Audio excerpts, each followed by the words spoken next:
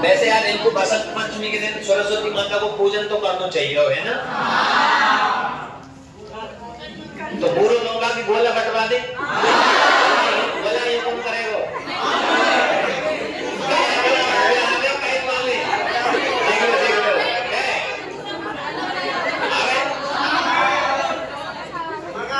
अभी मंगवा देंगे यार, राकेश जी से बोल के क्या करें, फिर मंगवा देंगे, हमें तो कोई समस्या है नहीं। तुम पढ़ तो लो पहले, मैं बिनते पूछूं इनकी क्या व्यवस्था है। बोल रहे यार जब पता लगो डीजे निकलो, डीजे आ रहा है, बसंत पंचमी है, चलो वही पता चला।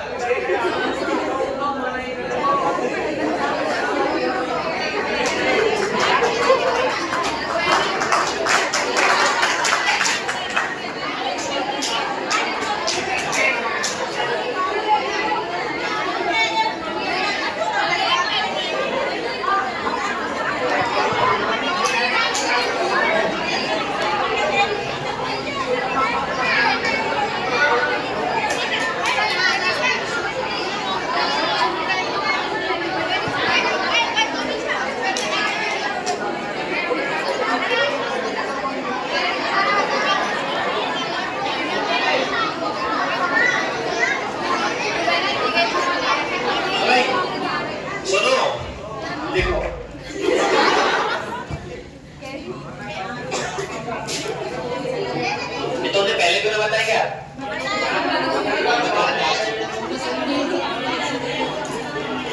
राजा डाल दीजिए तख्त सिंह, राजा डाल दीजिए तख्त सिंह। बातें नहीं करेंगे बिल्कुल, इधर सुनेंगे। कितने से कितने तक लिखवा दिया तुमको लास्ट में, देखो 1800। तो अब डालो राजा तख्त सिंह 1843 से 1873। तख्त सिंह राठौड़, महाराजा तख्त सिंह राठौड़। 1700 चल रहा है ना? 1700 नहीं चल रहा होगा सब चीज की, हमारे लपक के। वास्तव में तुम घर पे नहीं पढ़ते हो बेटा, आजकल डेट वाले प्रश्न आ रहे हैं, समझ में आ रहा है ना? आ रहे हैं ना, इसलिए डेट वाले प्रश्न अभी कल थोड़े थोड़े दिमाग में सेट रहेंगे तो अपने आप बन जाए कहानी। और राजाओं का क्रम पूछ रहा है, ऐसा कोई पेपर ना है जहां में 2 सवाल राजाओं के क्रम के ना आ रहे हुए हैं। क्रम के पूछ रहा है, हर पेपर में पूछ रहा है, ठीक है ना? देखिए अब इधर देखो आप लोग, पहले तो मानसिक बेटा ये देखो कौन है क्या कर रहा है? छोड़ा बटेर बेटा, मैं ठोक ठाक दूंगा।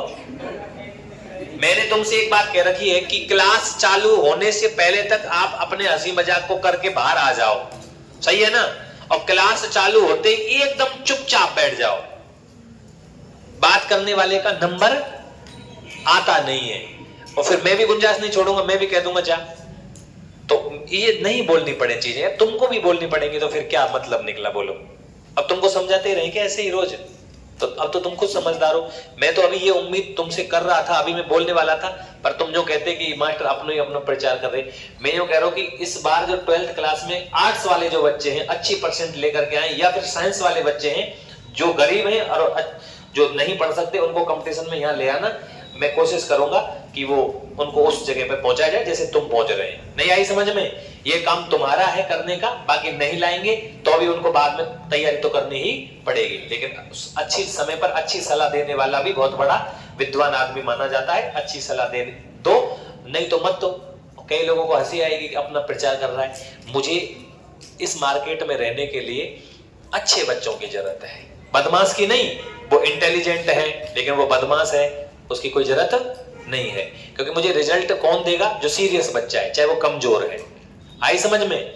तो मेरी तो एक ही तमन्ना, इधर में अभी रीट वाले बच्चों को समझा रहा था कि मैं सिर्फ बात करूंगा तो कहां से शुरुआत करूंगा? स्कूल से नहीं, मैं शुरुआत करूंगा कहां से? नौकरी की। क्या नौकरी लगना कैसे? हर बार जब भी तुम मेरे मुंह से सुनोगे एक ही बात कहूंगा कि पढ़ के नौकरी लगनो बस, क्योंकि मेरी उम्मीदें तुमसे जुड़ी हैं और तुम्हारी उम्मीदें इस कोचिंग से जुड़ी हैं। तो मेरी तो तुमसे 100% जुड़ी हुई है कि तुम लगोगे।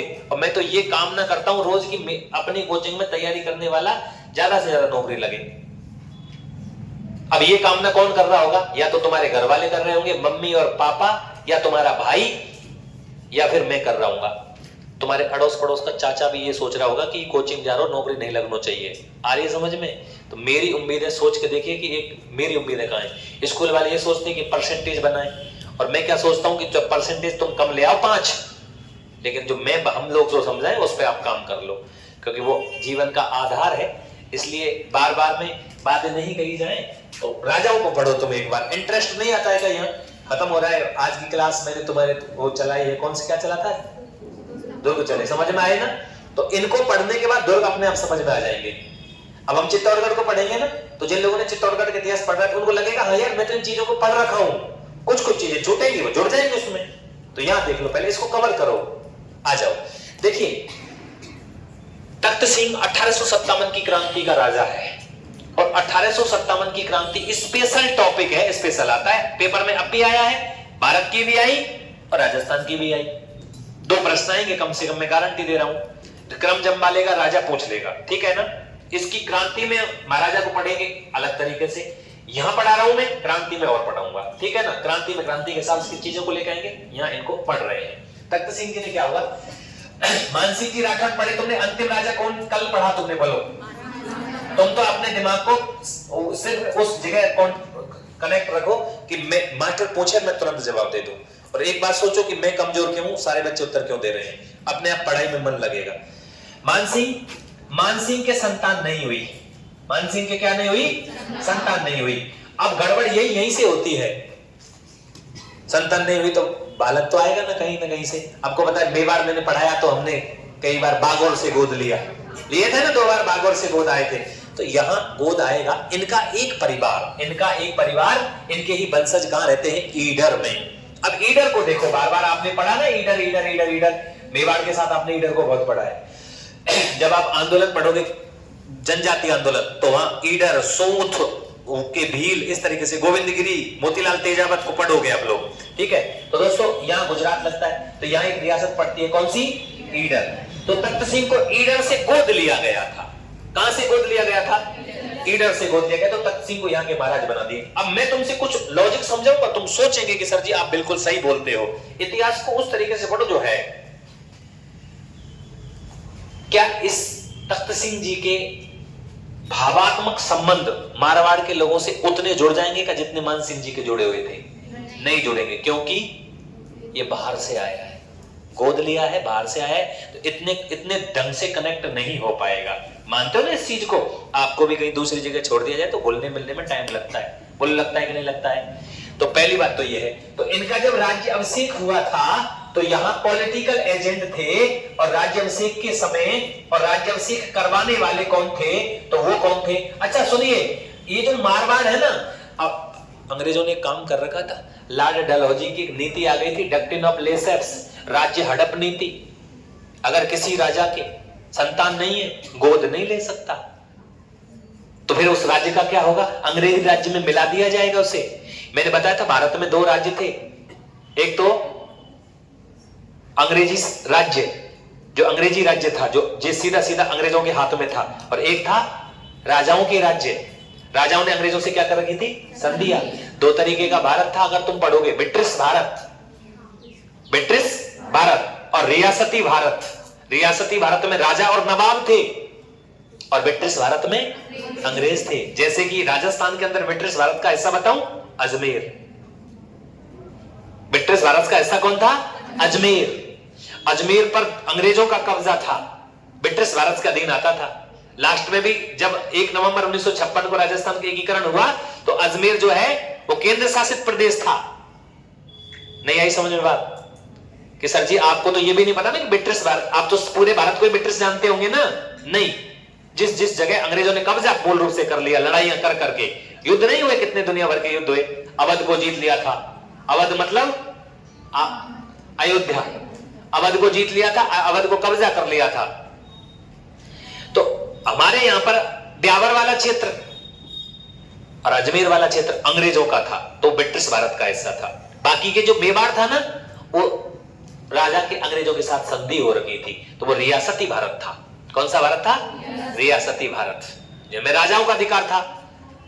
समझ में आ गई ना बात? अब सुनो, तो अंग्रेजों की एक नीति है कि आप गोद नहीं ले सकते अगर आपके संतान नहीं है तो, लेकिन अंग्रेजों ने मारवाड़ के राजा से कोई पंगा नहीं लिया। मानसिंह जी से उन्होंने कोई पंगा नहीं लिया। मानसिंह जी वैसे ही खिलाफ थे किसके, इस संधि के। बताया ना मैंने तुमको। उनको लगा था कि अगर राजपूताने में हमने ये काम कर दिया ना तो राजपूताने के राजा क्या कर देंगे, विरोध। इतिहास बड़ा खतरनाक रहा है राजपूताने का। अंग्रेजों को भी डर लगता था राजपूताने के राजाओं को संग में लेकर के, कम से कम राजपूताना हमारे साथ तो है। तो जिस तरीके से चल रहा है, तो अंग्रेजों ने इस बात को कह दिया कि आप गोद ले सकते हो। जबकि अंग्रेजी नीति के अनुसार अंग्रेजों ने जो छोटे छोटे राज्य थे ना उनको तो हड़प लिया था। सतारा को हड़प लिया, अवध को हड़प लिया। वो 1857 की क्रांति का कारण भी अवध और सतारा को हड़पना था, जिसमें हमारे सैनिकों ने कहा था, क्रांति में बताऊंगा क्या कहा था, कि आपने कौन सी शर्त का पालन किया है, आपने कौन से कॉन्ट्रैक्ट का पालन किया है, आपने सारे कॉन्ट्रैक्ट तोड़े हैं, इसलिए हम भी नहीं मानेंगे और हम इस बात को मानेंगे नहीं। मंगल पांडे ने धुआंधार गोली चलाई हडसन और गप में, ऐसी गोली मारी बेटा लंगड़ा कर दी। क्रांति नहीं पढ़ी तुमने, बताएंगे तुमको, ठीक है ना। तो एक तो ये ध्यान रखना कि ये बाहर से आए थे, ईडर से आए थे। कहां से आए थे? हाँ, ईडर से गोद लिए थे। तो तख्त सिंह ईडर से गोद आए थे। याद रह जाएगी क्या, ईडर से गोद आए। राजवंशिक होगा। उस समय पर यहां कौन मौजूद था? तो पीए पॉलिटिकल एजेंट है, उसका नाम है लुडलो। क्या नाम है? लुडलो। उसको याद रखना, पेपर में बहुत आता है कि तख्त सिंह के राज्याभिषेक के समय कौन सा पॉलिटिकल एजेंट मौजूद था, है ना? लुडलो मौजूद था। अच्छा, उन्होंने क्या देखा? अच्छा, ये ज्यादा बड़े नहीं थे, बहुत ज्यादा समझदार नहीं थे, इसलिए लुडलो ने यहां पर शासन संचालन किया, देख रेख करी थी तख्त सिंह की, ठीक है ना। अब तख्त सिंह अंग्रेजों से घुल मिल गया, ज्यादा अंग्रेजों से घुल मिल गया, तो क्रांति में भी तो इन्होंने अंग्रेजों का ही साथ दिया। क्रांति में किसका साथ दिया? अब लोग ठाकुर कुशाल सिंह चंपावत को पढ़ोगे, सुगाली माता, कामेश्वर महादेव, दुनिया भर का लठ बजेगा, ठीक है ना। तो एक तो ये यहाँ ईडर से आए थे। दूसरी बात आप लोग ये और याद रखना कि राज्याभिषेक जब हुआ था तो इनका राज्याभिषेक हुआ, तो राज्याभिषेक में इन्होंने पीए लुडलो थे, पीए लुडलो ने भाग लिया। ये याद रखने तुमको, है ना, ने भाग लिया। आप लोग जब जयपुर को पढ़ोगे ना तो राम सिंह को पढ़ोगे, तो राम सिंह के राज्याभिषेक में भी कौन था? लुडलो ही था। यही याद है, राज्याभिषेक होता था, छोटे राजाओं के राजकुमार छोटे होते थे, तो पॉलिटिकल एजेंट उस एरिया को कवर करता था, उन लोगों को उसी तरीके की शिक्षा दी जाती थी। इसे अंग्रेजों के साथ में रहने लगे। नहीं आई समझ में? तो लुडलो ने भाग लिया। नहीं तो ये याद रख लेना, रह जाएगी बात याद। अच्छा साहब, एक बात और आती है, 1869 की एक डेट आएगी, 1869। ऐसा होता है दोस्तों, एक समझौता होता है सांवर झील को लेकर के, बार बार में आएगी ये बात, सांवर झील को लेकर के। अंग्रेज आए थे व्यापार के लिए, अभी अंग्रेजी काल चल रहा है, अंग्रेज आए थे व्यापार के लिए। अंग्रेजों को भारत में व्यापारिक, जितने भी व्यापारिक गतिविधियों के केंद्र थे उनको कब्जे में करना था। राजस्थान के अंदर सबसे बड़ा केंद्र था नमक का। किसका? और नमक के लिए झील कौन सी थी? सांवर। उनको लगा कि यार सांवर झील अगर हमारे कब्जे में आ जाए तो हम नमक से बहुत पैसा कमा सकते हैं। तो उन्होंने दोनों राजाओं से समझौता किया, क्योंकि दोनों राजा अंग्रेजों के अंडर के थे। तो समझौता क्या किया कि सांवर झील का संधि कर ली 1869, सांवर संधि। और ये 3 राजाओं के बीच में हुई है, क्योंकि उस समय पर सांवर झील 3 राजाओं के अंडर में आती थी, जोधपुर के महाराज के अंडर में और जयपुर के महाराज के अंडर में, ठीक है ना। वैसे सांवर झील 3 जिलों में फैली हुई है वर्तमान में, डीडवाना, कुचामन, जयपुर और अजमेर। 80% झील जयपुर में है, 10% और 10% डीडवाना, कुचामन और अजमेर में है। अजमेर में अंग्रेजों का कब्जा था ही, ठीक है, वर्तमान की कंडीशन से देख रहे हैं। तो एक कॉन्ट्रैक्ट होता है, ये कौन सी संधि थी? सांवर, सांवर जल नहीं, नमक संधि, सांवर नमक संधि। और ये संधि किससे हुई है दोस्तों? अंग्रेजों के साथ में हुई है। पहले तो सांवर झील को अंग्रेजों ने 1817 में लीज पर लिया था, किराए पर, 1817 में, कि आप हमें किराए पर दे दीजिए, आप जितना पैसा कमाते हैं हम आपको डबल पैसा दे देंगे। राजाओं ने लीज पर दे दिया, कॉन्ट्रैक्ट पर दे दिया। फिर अंग्रेजों को लगा कि बहुत बड़ा पैसा यहाँ से निकाला जा सकता है नमक से। हर साल नमक जमता है, 4 मीटर की खुदाई करो, 350 लाख टन नमक उत्पादन होता है एक साल में। 350 लाख टन सांवर झील अकेली से। भारत का लगभग 8 से 9% उत्पादन करती अकेली सांवर झील। भारत के नमक का 9%, 10% देख लो तुम। बड़ी बात है क्या? नहीं है, उस समय भी करती थी। तो इन्होंने ले लिया कांटेक्ट। अच्छा, नमक संधि हुई किस किस के बीच में हुई? तो देखिए, ये हुई थी अंग्रेज प्लस कौन? मारवाड़ प्लस कौन? जयपुर। अच्छा, मारवाड़ के राजा कौन है बोलो? तख्त सिंह के बीच में हुई। और यहाँ के कौन है बोलो? राम सिंह सेकंड, इनके बीच में संधि हुई। क्योंकि अंग्रेज आए किस लिए थे? व्यापार के लिए। सबसे पहले अनुमति अंग्रेज ने मांगी थी सर थॉमस रो ने, जहांगीर के काल में मांगी थी ना, अजमेर के दुर्ग, मैगजीन के दुर्ग में मांगी थी ना, तो ये आए थे, ये संधि हो गई।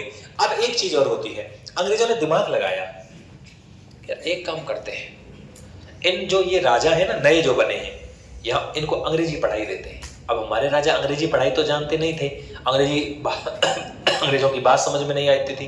अंग्रेज बोलते थे हाउ डू यू डू, हम कहते थे हम कहा जाने भाई, पहली बार तुम्हारे सामने मैं बोलूं, कोई तमिलनाडु की भाषा बोलूं मैं तुम्हारे सामने, तो तुम समझोगे उसको? नहीं समझेंगे हम तो। अंग्रेजी कहां, आप भी नहीं समझ पाते हम, बहुत सारे लोग तो एक आध शब्द ही तो समझते हैं। अगर अंग्रेज आ जाए हमारे सामने धुआंधार अंग्रेजी बोले तो हम तो देखते रहेंगे, बाद मोड़े में का कह रहे। तो उस समय पर एक विद्यालय खोलने का एक प्रोग्राम बना था अजमेर के अंदर, और उसका नाम था मेयो कॉलेज। कौन सा कॉलेज? मेयो आएगा साहब, मेयो की यात्रा थी।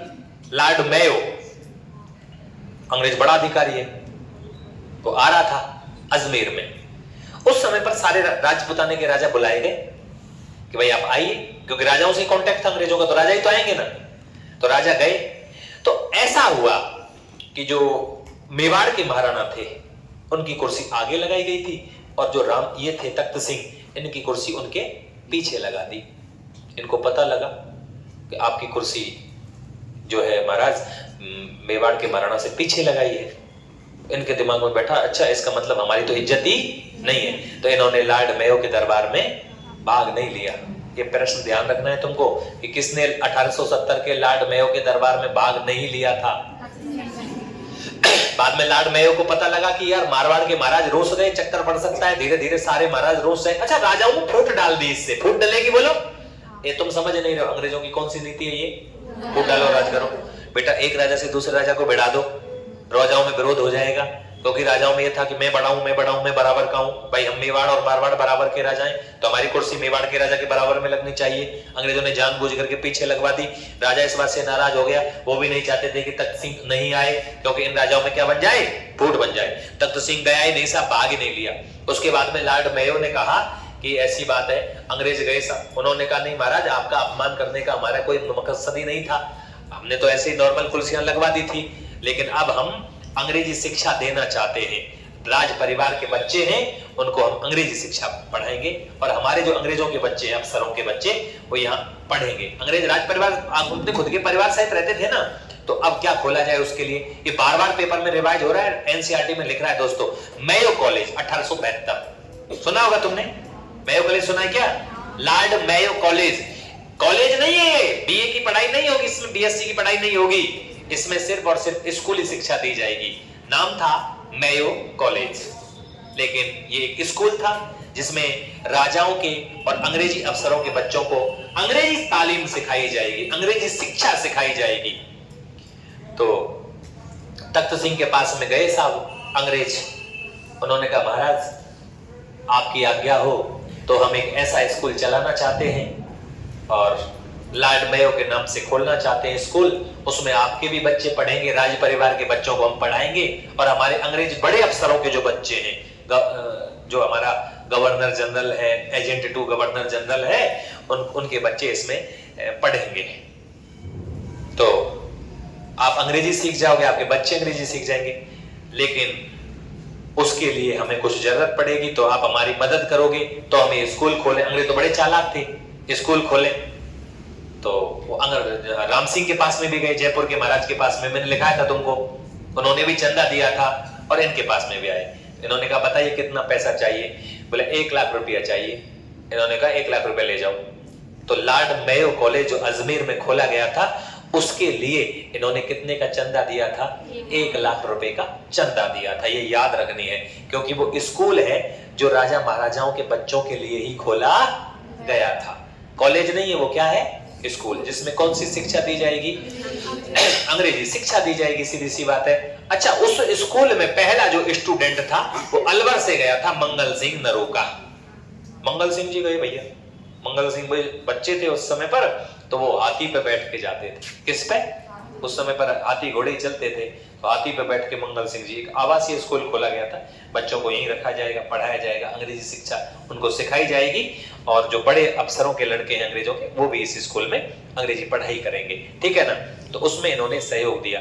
दूसरी चीज, तख्त सिंह ने क्या किया? अब देखिए, अंग्रेजों ने एक चीज यहाँ देखी, आप उसको थोड़ा सा समझ लें। हमारे यहाँ पर एक सती प्रथा बड़ी भयंकर चलती थी, पूरी राजपूताने में चलती थी सती प्रथा।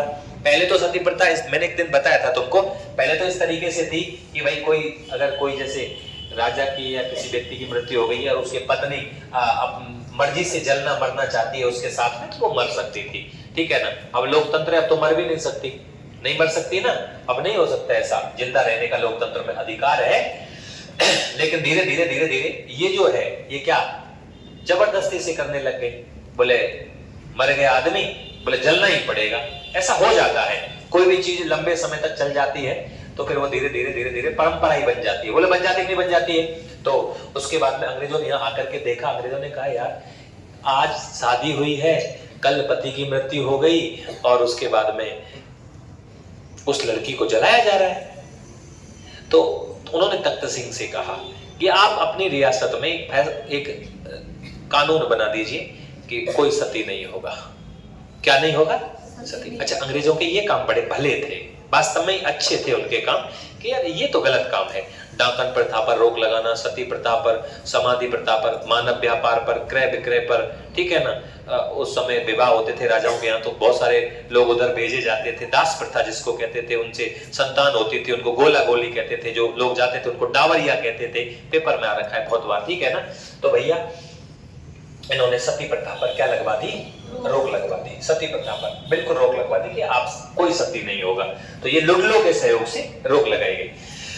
कुप्रथाओं पर आप ध्यान रखना, इधर राम सिंह हो जाएगा। राम सिंह जी ने कुप्रथाओं पर, वैसे तो जयपुर के अंदर सवाई जय सिंह जी लगा देंगे, जब उन्होंने जयपुर बसाया था ना, तो उन्होंने पहले ही लगा दी थी, अंग्रेजों से पहले ही सती प्रथा पर, ऐसे प्रथाओं पर रोक लगा दी थी। लेकिन यहाँ अंग्रेजों ने थोड़ा जोर दिया कि ऐसा नहीं होना चाहिए, तो सती प्रथा पर इन्होंने रोक लगवाई लुडलो के सहयोग से। किसके सहयोग से? अच्छा, इनकी देख रेख में जो अंग्रेज अधिकारी रहा वो कौन रहा? पीए रहा, पीए लुडलो रहा। उसको आपको ध्यान रखना है क्योंकि वो आएगा, पेपर में आता है। अच्छा, इन्होंने मेयो के दरबार में भाग नहीं लिया था, और उसके बाद में मेयो कॉलेज के लिए इन्होंने 1 लाख रुपए का चंदा दिया था। चंदा मतलब एक तरीके से दान दिया था। दूसरी बात याद रखेंगे, जब 1857 की क्रांति का विद्रोह हुआ था, क्या हुआ था? विद्रोह। तो 1857 की क्रांति के विद्रोह के समय देखिए, सायक संधि को सुन लो। सायक संधि इस तरीके से हुई राजाओं के साथ में कि यदि राजा प्रॉब्लम में फंस जाएंगे तो अंग्रेज मदद करेंगे, और अंग्रेज फंस जाएंगे तो राजा मदद करेंगे। और तुम्हारे हिसाब से फंसेंगे कौन? अंग्रेज। राजा क्यों फंसेंगे? क्या? हाँ, अंग्रेजी फंसेंगे ना। तो अंग्रेज फंस गए। अंग्रेज जब फंस गए, नसीराबाद में जब विद्रोह हुआ था 28 मई 1857 को हमारी शुरुआत हुई थी क्रांति की, तो आपको पता नहीं है, यहाँ पर कई सारे लोगों को मार दिया था। और एक व्यक्ति था जिसका नाम था कैप्टन हार्डी, ठीक है ना भाई। ये भागे भागे गए। तख्त सिंह से इन्होंने कहा कि वहां विरोध हो गया है, इसलिए आप हमारी मदद कीजिए। तो तख्त सिंह ने सेना भेजी थी, लेकिन तख्त सिंह की सेना लेट पहुंची थी, तो वो क्रांति में मदद नहीं कर पाया था। लेकिन 1857 की क्रांति के समय जो राजा था वो कौन था? मारवाड़ का तख्त सिंह था, ठीक है ना। बाकी की सारी बातें क्रांति में बताऊंगा मैं तुमको। तो आपको एक तो ये बात आपको याद रखनी है। अच्छा सा, यहाँ तक आपको समझ में आ गया ना? लुडलो ये शासन संचालन में भी सहयोगी रहे। अच्छा, लुडलो के सहयोग से क्या हुआ? किस पर रोक लगवाई बोलो? ये आवे वो कभी चलो, लुडलो के सहयोग से कौन सी प्रथा पर? सती प्रथा पर। सती प्रथा पर क्या रोक लगाई, ठीक है ना। एक तो ये याद रख लेना, और यहाँ जयपुर लिख देता हूं और इसको हटा देता हूं, सही है ना। नमक संधि लिखवा दी मैंने तुमको। 1870 में क्या हुआ बोलो? लॉर्ड मेयो का कौन सा? अजमेर दरबार। अजमेर दरबार भाग कौन ना लियो? तख्त सिंह ने भाग नहीं लिया। किसने भाग नहीं लिया? तख्त सिंह ने भाग नहीं लिया। तख्त सिंह ने भाग नहीं लिया इसमें, ठीक है ना। तख्त सिंह नहीं गए, बाद में तो दान दिया है। टिप लगाया, छोटी छोटी सी बातें बची। उतारो उतारो, इधर देखो लाली, पीछे बात कर लियो, उतार ले। अच्छा ना दरो बता भाई, क्या हो गया? गलत तो नहीं लिख दिया मैंने?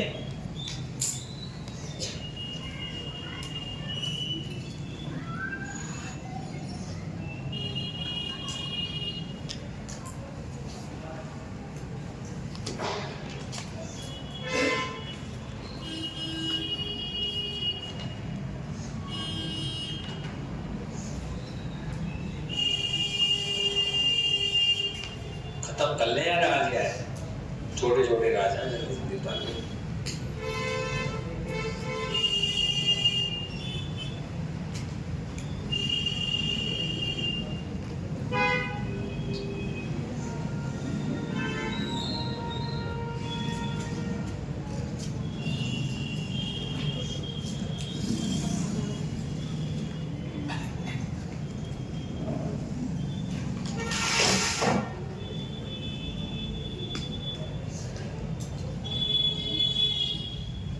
तख्त सिंह ने भाग नहीं लिया इसमें ना। विलियम बेंटिंग 1832 में जब आया था तो विरोध किया था किसने, बताओ चलो? मानसिंह ने किया था ना, नहीं किया था क्या? तो ध्यान रखना, अजमेर में जब जब भी कोई बात हो रही थी तो मारवाड़ रियासत इसका क्या कर रही थी? विरोध कर रही थी, लेकिन क्रांति में साथ दिया।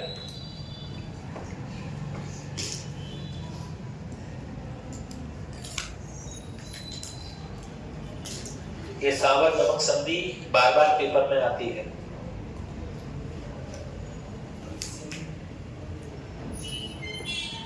विजय सिंह के साथ में हुई थी सावर की संधि, तुम्हें पता हो 60 लाख रुपए देने पड़ गए थे, है ना, मराठों से। वो मराठों के साथ में हुई थी। ये किसके साथ में हुई है? अंग्रेजों के साथ में, है ना।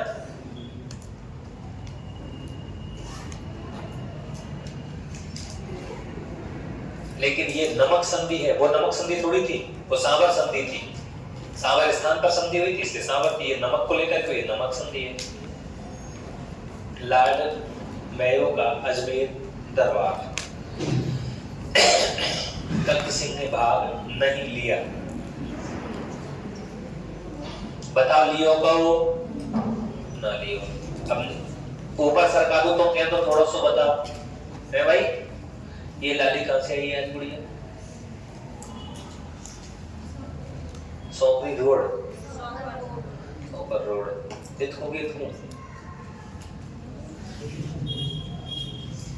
कौन के साथ में? अकेली? अकेले हैं हम, चलिए कोई बात नहीं, समझ में आ रहा है ना, आ जाएगा बेटा, कोई बात नहीं। अब देखो थोड़ा सा कानून पर है भाई, क्या देखती है लड़कियां? हम किसी लड़की से बात करते तो जो देखे मत, क्या देखे? स्टूडेंट सब हमारे, मैं ही बात करूंगा और कौन करेगा? अगले तुम मैं कॉलेज को, मैं कोष्टक में स्कूल लिख रहा हूँ, कॉलेज ना है ना। 1 लाख रुपए का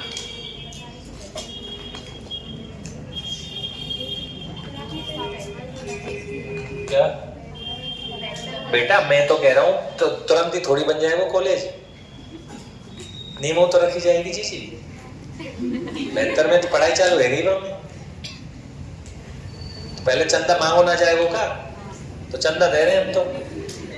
मेयो कॉलेज बनावे को अभी तो नींव ना रखी मेयो कॉलेज की, पैसा इकट्ठे कर रहे हैं अंग्रेज, समझे ना ये बात?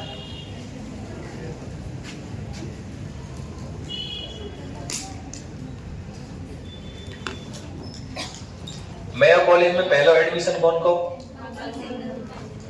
मंगल सिंह। फर्स्ट लेवल में आयो ही, हाँ, राजा जम्बाएबा में बख्तावर सिंह, विनय सिंह और मंगल सिंह और वो जय सिंह। क्रम मैंने तुमको उसमें करा दिया, सब क्रम चित्र शैलियों में शिवदान सिंह वगैरह करा रखा है ना, वही आया पहला विद्यार्थी। मंगल सिंह दरोगा अलवर। हाथी बैठ के जावे वही है।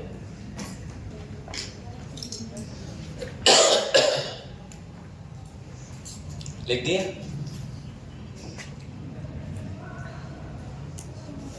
अब लिखो 1857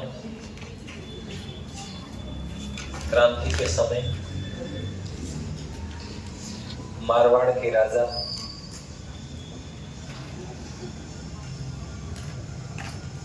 तख्त सिंह थे।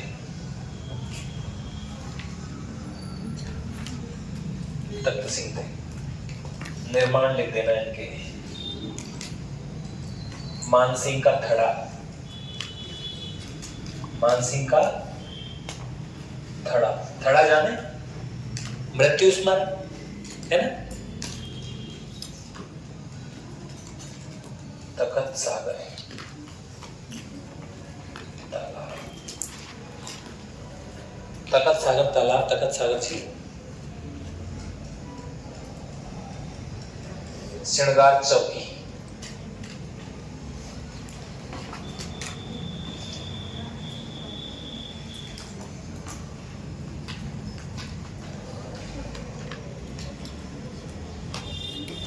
जहां राजाओं का राज तिलक होता था उसको थोड़ा मॉडिफाई करवा दिया, श्रृंगार चौकी।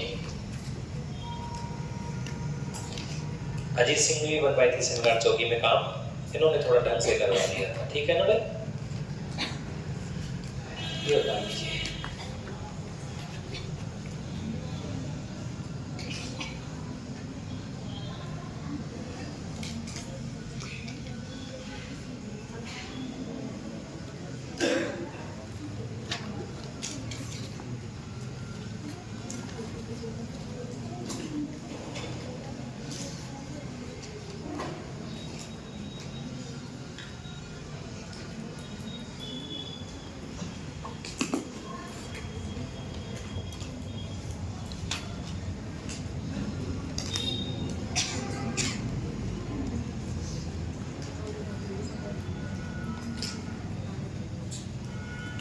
लिख लिया।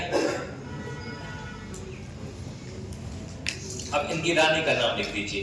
बोल दो तो क्या, तो वैसे ही प्रताप कुमरी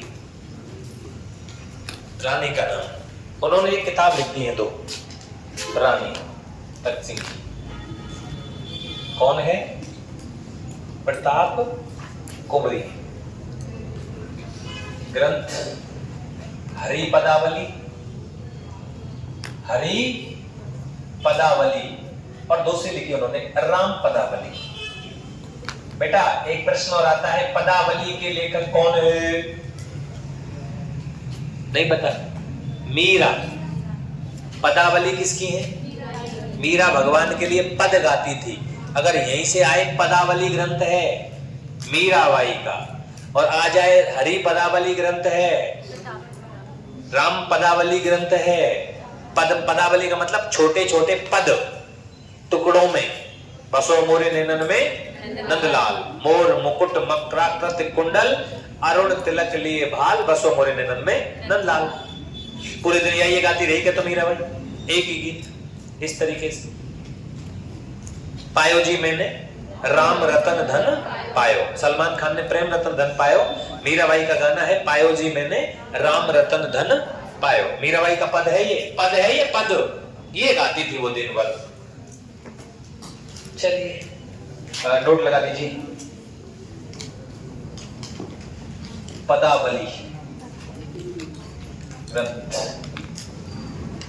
बेटा पदावली ग्रंथ किसने लिखा? मीरा जी ने। मीराबाई पढ़ाऊंगा भाई साहब, तुम्हारी आंखों में आंसू निकल जाएंगे, देखना इतनी जबरदस्त पढ़ाऊंगा संत संप्रदाय में मीरा जी को। तुमने अभी मीराबाई के बारे में पता ही नहीं क्या मामला है। मीराबाई पढ़ाऊंगा, एक संत पढ़ाऊंगा धन्ना, एक और पढ़ाऊंगा तुमको सहजो बाई, एक और पढ़ाऊंगा तुमको जो जाट जाति की थी जिसने भगवान को हठपूर्वक भोजन कराया था। क्या नाम था उसका? राना बाई। हरनावा गांव नागौर की। उसी ने बनाया था बाजरे की खिचड़ी। जीमो मारा रम श्याम धनी जिमावे बेटी जाटवी, उसी का था। आएंगे बड़े बड़े संत राजस्थान के अंदर पैदा हुए भाई। छोड़े अच्छा वो नहीं, एक मैं क्लास ले लेता हूँ अभी, आगे देख लेते रहो, टाइम नहीं लगता ना किसी भी चीज में। पर तुम कहते हो वो मैं काम कर देता हूँ, जो मैं कहता हूँ वो तुम क्यों नहीं करते हो? और मैं को ज्यादा कुछ नहीं कहता तुमसे, उनका उसका तुमको भी पता है, पढ़ लो बस है। देखिए फिर कहूंगा एक बार और कि मुझे मेरे नाम की जरूरत है, होना चाहिए। मैं खेड़ली में, इस छोटी सी खेड़ली में अकेला मेहनत करने लग रहा हूं, मतलब अकेले का मतलब ये टीम मिलकर के काम कर रही है पूरी, ठीक है ना। इसलिए कि यार बहुत सारे लोग दूर नहीं जा सकते, और दूर जा सकते हैं वो भी यहाँ से अच्छी पढ़ाई नहीं मिलेगी उनको, ये मेरी गारंटी है। तो आप हमारा साथ देने का प्रयास करें बार बार, मैं एक ही बात कहूंगा तुमसे, सही बात है ना। और लोग मेरी बुराई ज्यादा करते हैं तो तुम मेरे पक्षधर हो। आप ये कह सकते हो कि अगर कोई ये कहे ना, देखो ऐसा होता है, मेरे सामने तुम स्टूडेंट हो, तुम्हारी कोई बुराई करे मान लो, और मैं तुम्हें जानता हूं अच्छे ढंग से, तो मैं क्या कहूंगा कि नहीं यार वो आदमी ऐसा नहीं है, मेरे बारे में कहो भी मत किसी से। लेकिन कोई कह रहा है तो कई लोग ऐसे होते हैं कि वो ऐसा करते हैं, मैंने जैसे सुना है तो फलानो ऐसा है, इतने हम ऐसा है, तो बताओ वो काके को फलाने कह रही छोरी ऐसा हो, कलंक लगता है ना। हमारे ऊपर तो कह रहे कोचिंग वाले लगा में, स्कूल वाले लगा में कि यार या को नाम नहीं होना चाहिए, पर नाम तो सिलेक्शन से होते हैं ना, तो उससे कोई परवाह नहीं है। जो ऊपर जाते हैं, ऊपर चढ़ते हैं, उनके दुश्मन पैदा होते हैं, तो कोई बड़ी बात नहीं है। लेकिन आपको बुरा खिलाएंगे और क्या है, आश्रय क्या पूरी, जो कह रही पूरी खवाओ, ले भैया पूरी खाते बनेंगे नहीं, यही कराएंगे माता की, सरस्वती मैया की तस्वीर मंगाएंगे। हमारे तो ऐसे हम कहवे तो कई बार किया, वो भीतर भोग लगाया वो मंदिर में, तो क्या तो आधे हनुमान जी को कोई नाम मिलेगा छुई, पर भगवान भी जो कहेंगे यार ये ऐसे ही बेचारे बावड़ बिल्ले से सभी, तो इनको चलन दो काम है इनके, मंगवाओ ही नहीं, तो फैलाने की तो मैं चीज करनी।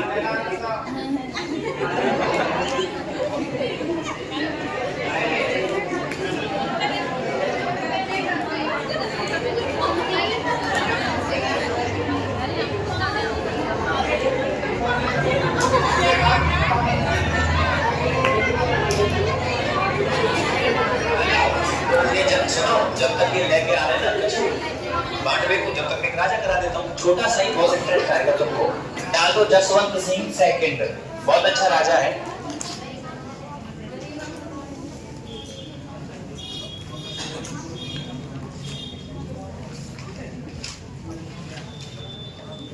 देखो ऑनलाइन क्लास में ना ज्यादा भाषण नहीं दे सकते, फिर बताओ लोग आग्रह दे ऐसी भाषण दे वाला बोले है ना, कहना ना से यहाँ पे कम से कम मैं भी पसंद कम से कम बोलना चाहता हूँ इस पर, पढ़ाई की बात बस।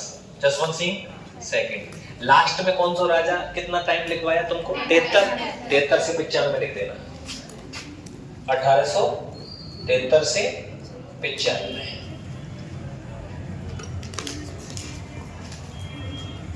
अच्छा कुछ भी नहीं है, 4 बातें राजा की याद रख लेना, लेकिन काम की बात है बहुत।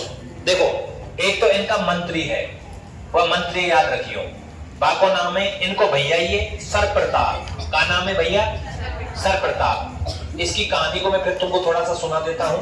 1887 की बात है दोस्तों, कब की बात है, 87 की। ये गए थे इंग्लैंड महारानी विक्टोरिया के बर्थडे पार्टी में, सारे लोगों को बुलाया था। प्रश्न है यहाँ से बहुत अच्छा, हर बार मैंने पहली बार जब सुनाई थी तो ये पेपर में आया था, है ना, तो अब फिर सुना रहा हूँ, पेपर में आ लिया है। ये कौन से पेपर में आया था, ये आया था 2022 और ग्राम सचिव के एग्जाम में।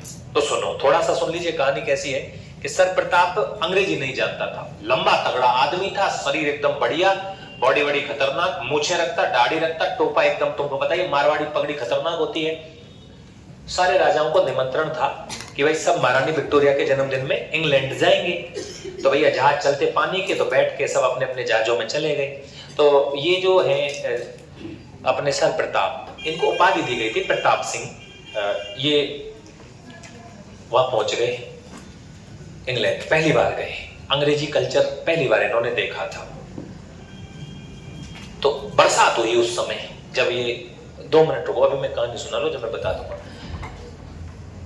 हम जहाज में से, पानी के जहाज में से उतरे, बरसात हो गई, इनके कपड़े भीग गए सारे जो ये पहन के गए थे। फिर इन्होंने वहां कपड़ा पहन लिया, कौन सा? अपने यही खेलते, पोलो खेलते, बिरचस बोलते हैं उसको, बिरचस। यहां से टाइट होगा, यहां से लूज होगा। शेरवानी होता है ना, शेरवानी, शेरवानी के नीचे पहनते ना बिरचस, तो वो यहां से लूज होता है बिल्कुल, और उसके ऊपर यहां तक का जिसमें ऐसे कट लगी होती, कई शर्ट चली ना पहले, शॉर्ट शर्ट कट वाली, है ना ऐसे, तो यहां तक का एक शर्ट गोल गले वाली, वो पोलो खेलने के काम आती थी। पोलो जब खेलते, पोलो जानते हो, घोड़े पर बैठ करके हाथ में वो लेकर के बॉल को लेकर के जाते हैं, वो राजा महाराजाओं का खेल था पोलो। तो उस वो वाले कपड़े पहने जाते थे, मतलब यहां से लूज थोड़े से, यहां से टाइट, जूती बूती पहन रखी और दाढ़ी वाड़ी थी, शरीर एकदम बढ़िया था। तो उन्होंने वो कपड़े जो उन्होंने पहन रखे थे वो तो भीग गए, उन्होंने वो बिरचस पहन लिया और ऊपर वो पहन लिया। और सारे राजा राजपूताने के जितने भी राजा थे भारत के, वो देख करके हंसने लगे सर प्रताप को। और सर प्रताप अंग्रेजी नहीं जानता, पहली बार गया, इंग्लैंड की महारानी का जन्मदिन है, और इंग्लैंड की महारानी के हम गुलाम थे उस समय पर। भाई राजा शासन किसका था? ईस्ट इंडिया कंपनी का। ईस्ट इंडिया कंपनी की हेड कौन थी? रानी, सही है ना? तो इनको तो अंग्रेजी आती नहीं थी, तो चले गए बेचारे। अच्छा, वहां महल में जहां बड़ा प्रोग्राम लग रहा है, तो महारानी बैठी थी और सारे लोग बैठे थे। रानी की एज 50 साल के आसपास होगी, 50-55 साल की, ये हकीकत बात है। ये गए तो इन्होंने टेंशन नहीं ली, तो कुर्सियां लगी हुई थी, बोले मेवाड़ से आएगा वो यहाँ बैठेगा, मारवाड़, ऐसे कुर्सी नाम थे भाई, अपने अपनी सीटों पर सब बैठ जाएंगे।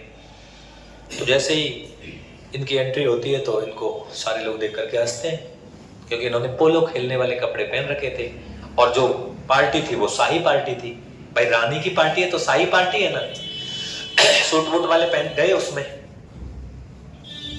और रानी को जब ये एंट्री कर रहे थे तो ये एकदम शरीर खतरनाक, तो रानी को ये देख गए, तो सारे राजाओं का ध्यान इनकी तरफ था।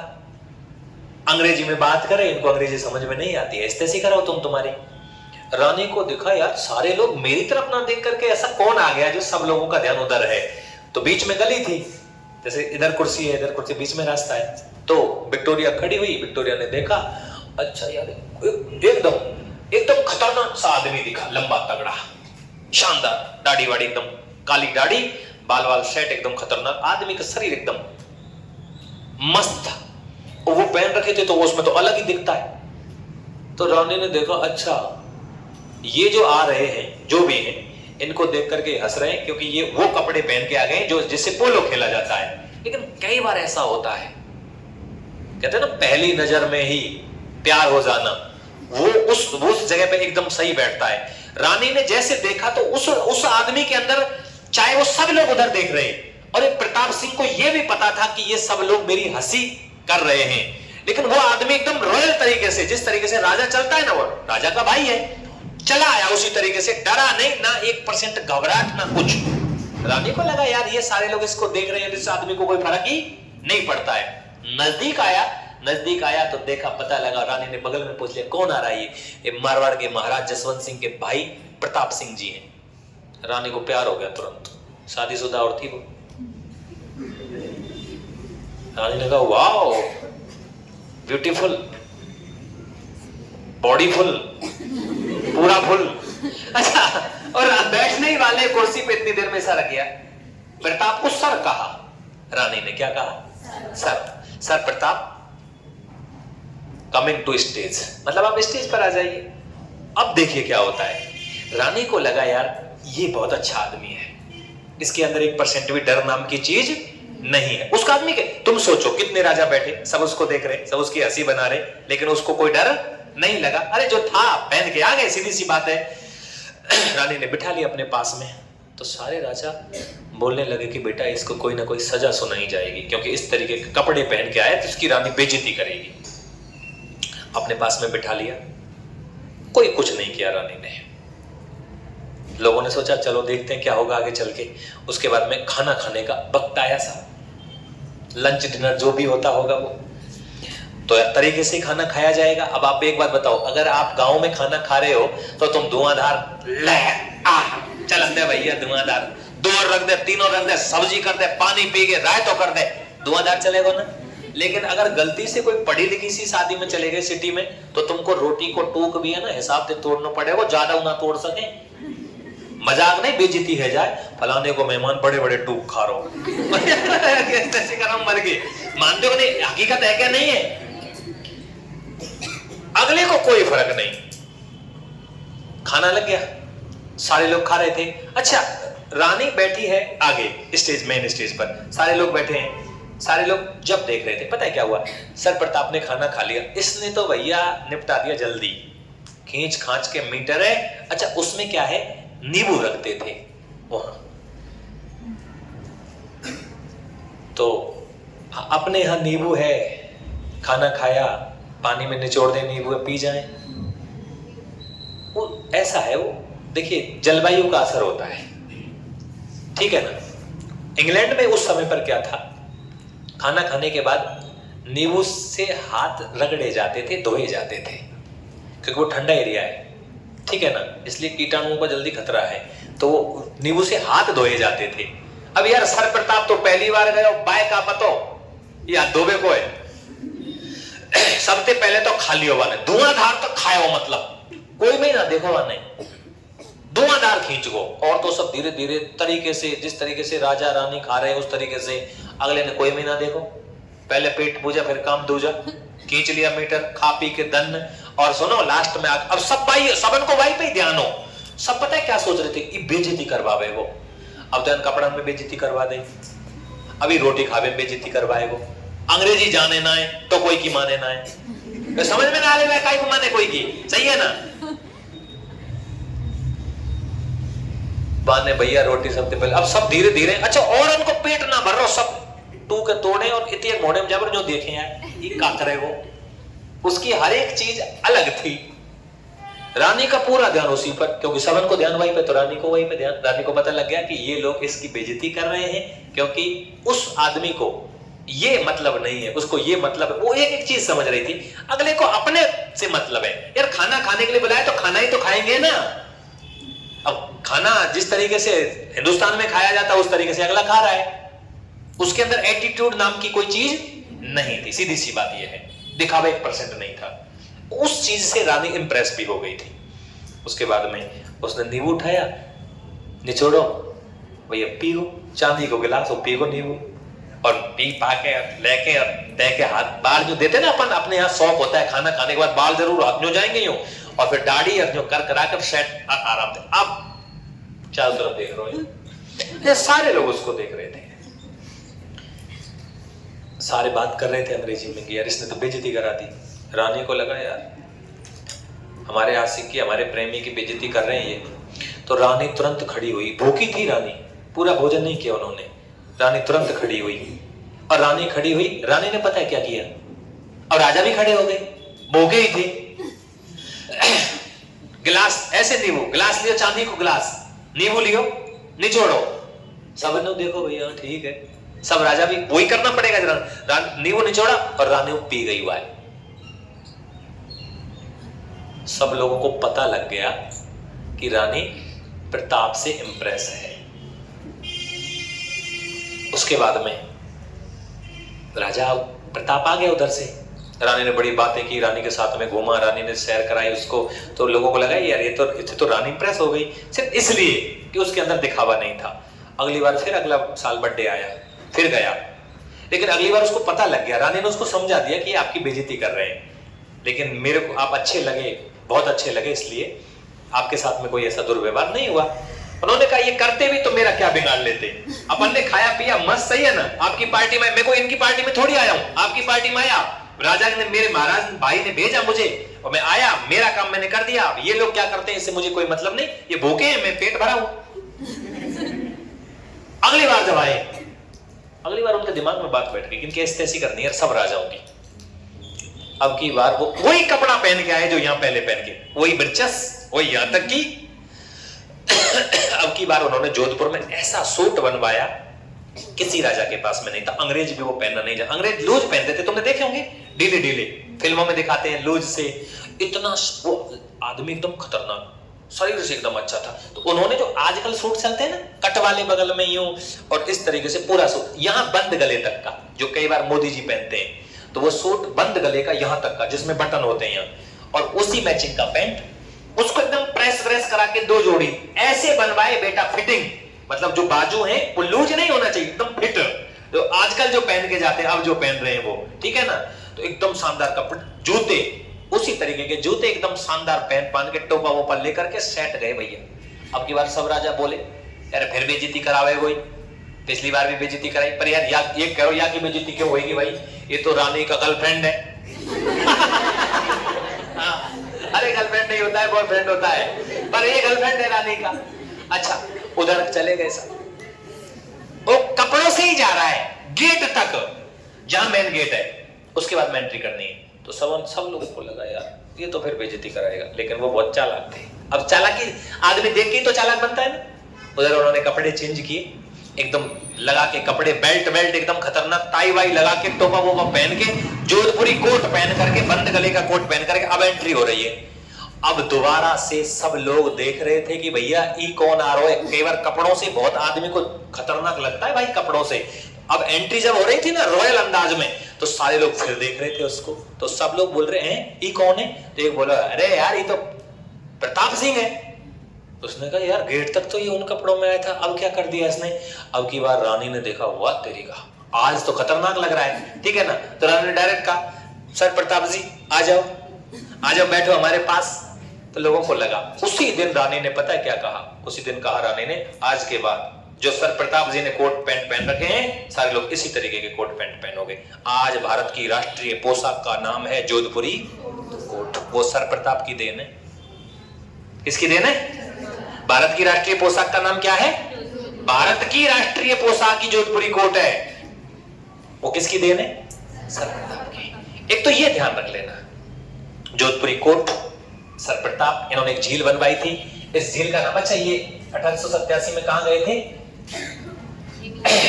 विक्टोरिया के जन्मदिन में, विक्टोरिया के जन्मदिन में कहां गए भैया? लंदन। जन्मदिन में इंग्लैंड गए। अब सुनो, इंग्लैंड गए, क्या पहन के गए भाई देवताओं? तो क्या पहन के गए? जोधपुरी कोट, जिसको क्या कहते हैं? बंद गले का कोट, जोधपुरी कोट पहन कर गए, पहन कर गए। आज राजस्थान की, भारत की राजस्थान की नहीं, भारत की राष्ट्रीय पोशाक है। एक तो यह याद रह जाएगी। एक सर प्रताप ने एक काम और करवाया, एक झील बनवाई कायलाना, जोधपुर में है भैया। कौन सी? कायलाना झील का निर्माण इन्होंने करवाया, कायलाना झील बनवाई। झीलों में पूरी बड़े तरीके से बढ़ा दूंगा। एक तो ये काम करवाया, एक बात और है, देखिए अब जसवंत सिंह को सुनिए आप। जसवंत सिंह जो राजा है, उसकी एक प्रेमिका थी जिसका नाम था नन्नी जान। क्या नाम है? नाम ही उसका नन्नी जान था। इसको तुम समझ लो थोड़ा सा। जसवंत सिंह सेकंड है, इनके दरबार में एक बाबा आए थे, स्वामी दयानंद सरस्वती। कौन से समाज के संस्थापक? आर्य समाज के संस्थापक, ठीक है। समाज में फैली हुई सामाजिक कुरीतियों को मिटाने के लिए स्वामी दयानंद सरस्वती का, राजा राम मोहन राय, ईश्वर चंद्र विद्यासागर, ज्योतिबा फुले, सावित्रीबाई फुले, इन लोगों का बड़ा योगदान रहा है, बड़े महापुरुष हैं भाई ये। तो ये आए थे राजस्थान में टोटल 3 बार। कौन? स्वामी दयानंद सरस्वती। पहली बार आए थे करौली में, दूसरी बार आए थे उदयपुर में, और तीसरी बार आए थे जोधपुर में। तो थोड़ी सी कहानी उसको सुन लीजिए आप दोस्तों। जसवंत सिंह के यहाँ पर जो आपके राई का बाग के पैलेस मैंने लिखवाए हैं तुमको, राई का बाग लिखवाया ना, राई का बाग के पैलेस जो है, महल है, उनमें स्वामी दयानंद जी को रोक दिया गया उपदेश के लिए। किसके लिए? उपदेश के लिए। तो उपदेश दे रहे हैं वो जनता को। राजाओं के यहां ही तो उपदेश दिए जाते थे, जनता कहां से सुधरेगी भाई? राजा को उपदेश दे दीजिए, जनता सुधर जाएगी, सीधी सी बात है। लेकिन दिन में उपदेश दिए, कई दिन बाबा यहां रहे। 3-4 दिन बाद में बाबा जी ने क्या देखा? बाबा जी रात में जग रहे थे, राई का बाग जो मेहरानगढ़ का महल है पास में, वहीं, और जसवंत सिंह सेकंड अपनी प्रेमिका नन्ही जान, कौन सी जान? इस नन्ही जान को एक नाम और मिल जाएगा तुमको, अनारा बेगम। वहां भी मिला था तुमको। ये क्या ही नाम हो सकते हैं ना, अनारा बेगम, अनारा बेगम और नन्ही जान, इनमें से कोई सी भी हो सकती है, अलग अलग बताई जाती है। बाकी ये है, कोई सी भी है। लेकिन मैं आपको एक चीज दिखाऊंगा, उसको आप थोड़ा सा समझ लेना कि अपनी नन्ही जान को कंधों पर बिठा करके महाराजा जसवंत सिंह सेकंड रात के 12 बजे कन्नान पे बैठा के दारू पी के और झूम रो। राजा अगर ये काम करता है, क्या राजा को शोभा देते हैं? तो सारे काम पर्दे के होते हैं। जिस काम को पिता करता है उसको पुत्र करता है, जिस काम को मां करती है उसे बेटी करती है, पर्दा है यार। महाराज राजा ही अगर ये काम करे तो प्रजा से आप क्या उम्मीद करोगे फिर? सही बात है। बाबा ने देखा रात्रि के समय महाराजा जसवंत सिंह जिसके हम यहां भाषण दे रहे हैं, उनका हमारे भाषण का ऐसा प्रभाव हुआ है क्या कि ये नजारा ही अलग है। मतलब हम सिखा रहे हैं समाज सुधारने की बात, और इन्होंने समाज पूरा सुधार दिया। अगर दिन में ये घटना हो जाती तो भाई, रात में तो चलो कहीं एक आध 2-4 लोगों ने देखा होगा, लेकिन रात में, ये दिन में ये घटना हो जाए किसी दिन तो राजा को राजा कौन कहेगा? दुनिया गालियां देगी। बोलो सही बात है गलत बात है? सुबह बाबा को नींद नहीं आई भाई साहब। बाबा ने कहा यार हमारा यहां जोधपुर आना और महाराजा जसवंत सिंह राठौड़ पर 1% प्रभाव नहीं हुआ, इसका मतलब अपना जीना बेकार है। अब हम क्या समझा रहे हैं? अगले दिन बाबा ने जसवंत सिंह जी को बुलाया। भाई अब तो क्या बात करें दारू के नशे में, कहते तो जसवंत सिंह यूं कहते हैं, ओ बाबा तू कौन है? भाई दारू में अगर नशे में आदमी कुछ भी बोल सकता है। बाबा ने देखा भाई साहब अंदर तो बड़ा दुख हो रहा था। फिर बाबा जी ने सोए बुलाया जसवंत सिंह जी को। जसवंत सिंह जी से कहा कि महाराज आपने जो रात में कहाँ थे आप? जसवंत सिंह बोले मैं तो दुर्ग में था। तो रात में इन मेहरानगढ़ की नीचे की सड़कों पे जो एक महिला को बिठा करके एक आदमी घूम रहा था, और वो मैंने अपनी आंखों से देखा है, तो मैं चाहता हूं कि आप उसको दंड दीजिए। अब बताओ, जसवंत सिंह बोला ऐसा कौन था? खुद कौन था वो जो ऐसे घूम रहा था? उन्होंने कहा महाराज आपके सेनापति हैं, ये झूठ नहीं बोलेंगे, इनको पता है। इनसे पूछिए आपको पता है कौन था? महाराज पता है। बाबा से तो झूठ कौन बोले भैया? बड़ो आदमी हो, छोटो मोटो। दयानंद सरस्वती कोई छोटी मोटी चीज नहीं है, हाजमोला की गोली नहीं है। सेनापतियों ने देखा, सेनापतियों ने कहा महाराज बाबा साहब हमारे महाराज ही थे। महाराज जी ने कहा मैं ही था? उसने कहा महाराज आप ही थे, और हम आपके यहाँ समाज को सुधारने का काम कर रहे हैं, और अगर आप ये काम करते हैं तो ये आपको शोभा नहीं देता। इसलिए हम आज ही अपने सिस्टम को लेकर के यहां से जा रहे हैं, क्योंकि अपमान तो हमारा हुआ है, लोग हमसे कहेंगे। जसवंत सिंह को बहुत बुरा लगा कि देखिए हमारे यहाँ कहा गया है कि संत दरवाजे से भूखा नहीं, साईं इतना दीजिए जामे कुटुंब समाए, मैं भी भूखा ना रहूं साधु ना भूखा जाए। साधु तो बहुत बड़ी चीज है। माता सीता को वो रेखा पार करनी पड़ी थी, बाद में मैं रावण हूं, पता है ना तुमको? तो उन्होंने कहा कि महाराज मेरे से गलती हुई है तो मुझे माफ कर दीजिए, और मैं आपको ये वचन देता हूं कि आज के बाद ये आपका दास कभी भी ये काम नहीं करेगा। बाबा को भरोसा हो गया। अभी क्या होगा, सुबह दरबार लगेगा और अनारा को साहब बोला भेज दिया, बोले इनको दरबार से निष्कासित करो, क्योंकि ये जब तक रहेगी, जब तक ये आकर्षण चलता रहेगा। तो अनारा को दरबार से निकाला तो अनारा का तो सब सुख चैन सब चला गया। भाई वो महिला के पास में क्या कमी थी? जो राजा की दोस्त है उसके पास में कुछ कमी है क्या? लेकिन एकदम से 0 पे आ गई। मतलब जो बुर्ज खलीफा की ऊंचाइयों पर बैठा हो उसे सांवर झील के बिंदु में ले जाकर पटक दिया जाए तो गड़बड़ नहीं हो जाएगा मामला? तो 0 पहले हीरो थी, 0 हो गई बिल्कुल। पालकियों में चलती थी, राजा के साथ में बैठती थी, और कुछ नहीं है। उसको बड़ा बुरा लगा, चली गई यहाँ से, दरबार से निकाल दिया, देश से निकाल दिया। बोले मेहरानगढ़ में कभी नहीं दिखाई देगी, और महाराज नहीं दिखाई देगी, भेज दो। चली गई। अब क्या होता है साहब, यहाँ एक बात होती है, जसवंत सिंह यहाँ रह रहे हैं, बाबा दे रहे साहब, कई दिन का इनका प्रोग्राम था, उससे तो नहीं रहा जाएगा। उसकी एक दोस्त थी, कौन? नन्ही जान, एक छोटी, मतलब एक सुंदर सी वैश्या थी, वो भी वैश्या ही,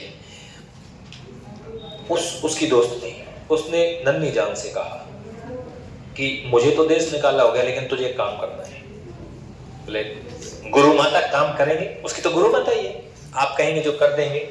कि काम क्या करना है ये बताओ। काम ये करना है कि बाबा को देनो जहर, ये बाबा मुझे दिखना ना चाहिए, या बाबा ने मेरा सारा सिस्टम खराब कर दिया, मैं इस बाबा को मौत देना चाहती हूँ, मुझे ये बाबा मरा हुआ मिलना चाहिए।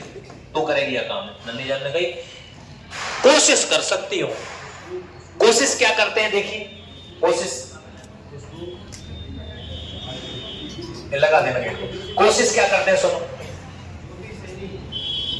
यार मर गए। ज्योति कौन है? जल्दी जाओ बहन जी। अब देखो, नन्ही जान ने दिमाग लगाया पूरा। अब इस जगह पर बाबा कोई ऐसा तो है ना है कि नन्ही जान जाए ले बाबा जहर खा ले, ऐसे ऐसा हो सकता है क्या? तो बाबा का एक रसोईया था, बाबा की अलग ही सिस्टम है। बाबा का एक रसोईया है गॉड मिश्रा। कौन है भैया? गॉड मिश्रा। ये बाबा को कौन है? और जसवंत, ये जो बाबा है हमारे दयानंद जी, ये केवल किसके हाथ से बनी रोटी खाते हैं?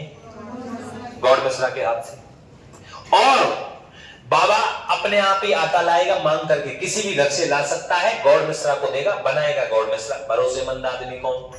केवल गॉड मिश्रा। राजा पे भी भरोसा नहीं है। बाबा जाते किसी के भी घर से ले आए, पता नहीं किसके घर से, और मिश्रा जी को दे दिया। खाना मिश्रा जी बनाएंगे और बाबा खा लेंगे आराम से, जितना उनको खाना है। यहां पता लगा कि बाबा को जो रसोई आए वो कौन है? गॉड मिश्रा। नन्ही जान ने अनारा से कहा, पूरी बात बताई, मिलकर के बाहर गई होगी जब, बाबा को जहर तो नहीं दिया जा सकता। क्यों नहीं दिया जा सकता? बाबा पतो ना जब कौन के घर से चूने मांग के लावे हो, तो चून मांग के लाता है बाबा, मतलब आटा मांग के लाता है। हाँ, तो खाना कौन बनाता है बाबा का? बाबा को खानो एक उसका भरोसेमंद व्यक्ति है, गॉड मिश्रा नाम बताया उसका, उसी के हाथ से खाना खाता है। राजा के यहाँ भी खाना नहीं खाता। उसने कहा अच्छा, तो गॉड मिश्रा तूने देखा है? उसने कहा ना देखो तो ना है, पर देख लूंगी, बता क्या करना फिर, बाबा को जहर ना देवे। उसने कहा दिलेगा, बाबा को जहर ही देंगे। कैसे? कि अब तेरा काम है। नन्ही जान से कहा अब तेरा काम है, तो सीधी जाएगी किसके पास? गॉड मिश्रा के पास नहीं जाएगी, गॉड मिश्रा के आसपास मंडराएगी, एकदम मेकअप करके फुल ब्यूटी में जाना, एकदम खतरनाक लगनी चाहिए, आंखें एकदम कटीली होनी चाहिए, एकदम लिपस्टिक लाल होनी चाहिए, झक्कास, एकदम आंखें टिमटिमानी चाहिए, और मुस्कुराना रोज किसकी तरफ? इस गॉड मिश्रा की इतनी हैसियत नहीं है, ये तेरी तरफ एक दिन आकर्षित हो जाएगा। मैंने क्या कहा तुमसे, जितने भी राजा राजस्थान के हुए उनको सबको मारने में एक लड़की का प्रयोग किया गया। औरंगजेब ने मिर्जा राजा को, अभी पढ़ा हुआ जयपुर कहती है, जब पता लगेगा इतना शक्तिशाली था, एक लड़की ने जहर दे दिया। फारूक शेर को जहर दिया ना इंदिरा कुमारी ने, ऐसा हुआ है हर जगह। राज सिंह जी को आपने पढ़ा, चंद्रसेन जी को जहर दिया था ना उसी के साले ने, है ना, दिया ना। उधर भारमली ने कबाड़ा कर ही दिया था ना। तो यहां भी वही बात है। अब साहब नन्ही जान एकदम फड़फड़ा की डोल है। गॉड मिश्रा यहां खड़ो रहे। अच्छा, गॉड मिश्रा बाबा को चिल्लाए तो बाबा के गुण होंगे वहां में, लेकिन भगवान के द्वारा बनाया गया सबसे भयंकर तोहफा इस दुनिया का वो है सुंदर नारी। ऐसे जाती एकदम यूं गॉड मिश्रा की तरफ देखती, आहा, बस थोड़ा सा ही देख के आती यूं मुस्कुरा के, बस धीरे धीरे गॉड मिश्रा को लगने लगा कि ये मेरी तरफ देखती है, ये कौन है? बाबा की रोटी तो बनानी है, बाबा को पूरे दिन भाषण देना है, बाबा को रोटी बना के खवानी है, फ्री रहना है। ये घूमती थी। अच्छा, ये पहले तो खूब घूमी, फिर ये कम घूमी, ऐसा होता है। उसके बाद में इसको लगा कि अब क्यों नहीं आती है। नन्ही जान चुपक के देखती थी, छुप छुप के, कि मेरी तरफ आकर्षण हुआ है कि नहीं हुआ है। जिस दिन आकर्षण हो गया उस दिन बातें कर ली। बातें करने के बाद में एक ही बात कही कि ऐसे हम छुप छुप के क्यों मिलते हैं। उसने कहा बाबा को पता लग जाएगा ना चिड़िया पकड़ के मोह और तो वही घुमा देगा। जब मैंने राजा ही सुधार दियो तो तू कौन है? तो उसने कहा मैं कौन हूं, और रो मोटे यूं करो मैं कौन हूं? अरे मैं तेरी प्रेमिका हूं, ठेकंड अफंड जाल, मैं आपके बिना नहीं रह सकती हूं। ऐसा फांस लिया इस आदमी को जाल में, ऐसा फांस लिया। एक दिन गौड़ मिश्रा को लग गया, प्यार हो गया ना बहुत भयंकर। गौड़ मिश्रा ने कहा हम तेरे बिना नहीं रह सकते। उसने कहा तो मैं जा रही हूं, मैं भी नहीं रहूंगी तेरे साथ में। उसने कहा अब तू क्यों जा रही है? कि हमारे बीच में ये दीवार खड़ा है बाबा, अब बाबा लाना धीरे धीरे, तो फिर क्या किया जाए? क्या किया जाए तू ही सोच। बाबा छोड़ दे, बाबा को नहीं छोड़ सकते, और बाबा को जिस दिन पता लग गया है बाबा तुझे नहीं छोड़ेगा, तो तू क्या करे? उसने कहा जा तू घर जा, सोचता हूं मैं कुछ। नन्ही जान को पता था करना क्या है। उसने कहा एक बार बता, ये बाबा हमारे बीच में, प्यार के बीच में ये बाधा दे रहा है, ये प्यार के बीच में आज तक कोई आया ही नहीं है, आया है वो मर गया, ये बाबा को मार दे। बाबा को नहीं मार सकते, बाबा बहुत अच्छा आदमी, भला आदमी है, समाज सुधारने का काम करता है। उसने कहा हमारा तो समाज बिगाड़ दिया ना, हम दोनों प्यार करते हैं, प्यार करने वाले तो अलग ही होते हैं। मैंने क्या बिगाड़ा है, तूने क्या बिगाड़ा है? बाबा का वो आदमी ऐसा सेट कर दियो रोजीना उन्हीं बातन ने कर करके कि लास्ट में आके कोई तो का करना मेरी बाबा को का करें, फिर कैसे बाबा कैसे मरे वो बाबा, ऐसे ना मरे बाबा कोई। तो देखा मर जाएगा। बाबा को खाना कौन बनाता है? कहां से आता है बाबा को खाना? कहां से आता है? खाना कहां से आता है? अरे बाबा को खाना तो मैं ही बनाऊं, बाबा तो आ तो लावे मांग के, सब्जी ले आवे वो मैं बनाऊंगा। तू बनावे? हाँ बस, तो बस कल मैं ले आऊंगी जहर, मिला दीजिए खीर में, खीर बनाइए बढ़िया, और खुशबू आनी चाहिए इलायची की, जहर की ना आनी चाहिए, और बाबा को खवाइयो, और बाबा ऊपर चल जाएगा, और रानी तू में राजा, कल आजा मेरी बाहों में आजा। सही है ना? और ऐसा ही किया भाई साहब, मिला दिया जहर, किसी को नहीं पता। गौड़ मिश्रा ने बाबा के खाने में, खीर में जहर मिला दिया। बाबा ने खीर खाई, कुछ देर बाद में बाबा के उल्टियां हुई भाई साहब। जयपुर में उसमें जोधपुर में हॉस्पिटल नहीं था, भयंकर खून की उल्टियां होने लगी। तो बाबा को रास्ते में वो लेकर के जाने लगे गाड़ी में, किसमें, बग्गी में, अजमेर लेकर के आए। 30 अक्टूबर 1883 को बाबा की क्या हो जाती है? मृत्यु हो जाती है, मर जाते हैं। अब तुम सोच के देखो, एक बात कह रहा हूं मैं तुमसे, इतिहास तुमको क्या सिखाता है? क्यों पढ़ी इतिहास पढ़ाने की जरूरत? कि वो सुंदर थी, लेकिन उसने काम क्या किया? एक उस आदमी को मारा जिसने अगर वो जिंदा होते तो पता नहीं कितनी चीजों को और सुधार करके जाते। बाबा मर गए सब। बाबा की मृत्यु कहां हुई है? जोधपुर में। लेकिन बाबा का जो समाधि स्थल है वो कहां है? अजमेर में। ये ध्यान रखना, कहां है? अजमेर में। उनकी मृत्यु हो जाती है दोस्तों, समाधि अजमेर के अंदर है, मृत्यु उनको जहर दिया गया कहां? जोधपुर में। लेकिन किताबों में यह भी लिख रहा है कि अजमेर में उनकी मृत्यु हुई है, क्योंकि अंतिम समय में जो उनकी अंतिम खून की उल्टियां जो हुई थी, उनकी जान निकली थी, वो अजमेर में निकल गई थी। फिर उनको लेकर के नहीं आया, अजमेर में उनका दाह संस्कार कर दिया, जहां पर उसकी समाधि बनी हुई है बाबा की। आपको ये बात ध्यान रख लेनी। बस इतना सा काम हुआ है। एक तो ये सर प्रताप वाली बात, एक कायलाना झील वाली बात, एक ये नन्ही जान वाली बात। राजस्थान में दयानंद सरस्वती जी कुल कितनी बार आए? 3 बार। पहली बार कहाँ आए? करौली में। दूसरी बार कहाँ आए? उदयपुर में। और तीसरी बार कहाँ आए? जोधपुर में। और फिर परमानेंट ही कहाँ चले गए? ऊपर चले गए। लेकिन उनका मृत शरीर कहाँ चला गया? अजमेर में चला गया। इसलिए उनकी समाधि कहाँ है? अजमेर के अंदर है। ये याद रह जाएगी बात। एक बहुत बड़े व्यक्तित्व की, महापुरुष की मृत्यु के लिए किसका, कौन, देखिए तुम ऐसा कहते हैं ना, या तो स्त्री अपने घर को बहुत ऊंचाइयों पर ले जाती है या फिर बर्बाद कर देती है। इसलिए आजकल तुम्हें पता है महिलाएं जा रही हैं और धक्का मार रही हैं, चलो कुल्लू मनाली घूमने, पीछे से डिशिम चल रहा है कि नहीं चल रहा है मामला। इसलिए ये समाज, इसलिए इतिहास पढ़ाया जाता है कि आप तो कुछ तो सीखें। जरूरी नहीं है कि वो बहुत सुंदर है, वो बहुत बहुत ज्यादा सुंदर है। तो सुंदर ऊपरी गुणों को नहीं कहते हैं, सुंदर किसे कहते हैं? अंदर के गुणों को। बहुत सारी महिलाएं देखी होंगी, ज्यादा सुंदर तो नहीं होती हैं, लेकिन वो घर में उनकी इज्जत होती है, क्योंकि वो सबकी इज्जत करती हैं, होती है ना। लेकिन कई इतनी ब्यूटीफुल होती हैं भाई साहब, और अपने कसम में चिमटानते कूट देंगे तो कूटती हैं, गले कूट रही हैं, मार रही हैं, पीट रही हैं, ना कर रही हैं, ठीक है ना।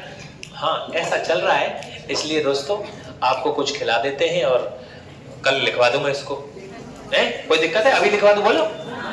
अभी लिखवा देंगे, कल लिखवा देंगे बेटा। अरे फोन तो आते ही रहे, फोन तो ऐसे चलते ही रहे।